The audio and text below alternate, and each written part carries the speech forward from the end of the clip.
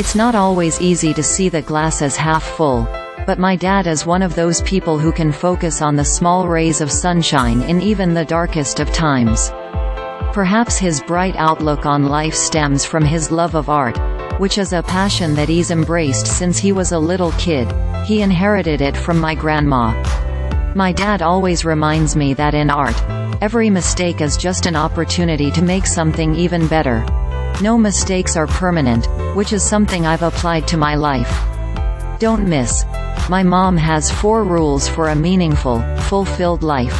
A happiness expert says she loves them this April. My dad will officially be 50 years old.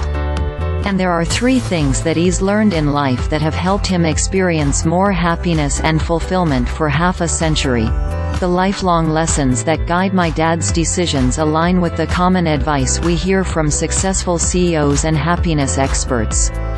Here's a closer look at each one and how you can apply them to your own life for more joy and satisfaction. Number 1 is to trust my intuition. A lot of times, it usually steers you in a better direction, my dad says. I feel like it opened up doors for me. There were times when my dad's first instinct would be to not attend certain art events, but then he'd feel a little nudge to show up. He'd hear something saying, "Hey, go ahead." And then you get there, and you wind up meeting some bigger connections or wind up having a better time. This ideology can lead to more success, and coincides with advice from the CEO of LinkedIn, Ryan Roslansky, who considers trusting your intuition as the #1 tip for career moves.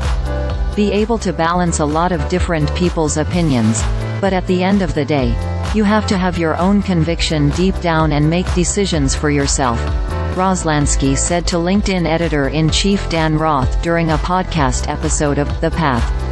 While some stress is good stress, chronic stress has been linked to a higher risk of heart disease, high blood pressure and a suppression of the immune system which can slow down recovery from certain illnesses, according to the American Psychological Association. For this reason, my dad believes that some stressful situations can, and should, be avoided for your mental and physical health. Stress messes up all types of stuff within you.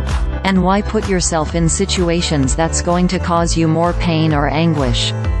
My dad says, we have to stay healthy.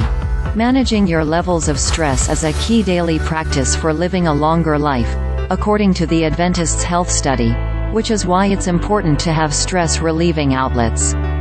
My dad's way of mitigating his symptoms of stress during tumultuous times is through creating. I lean on my art for therapy.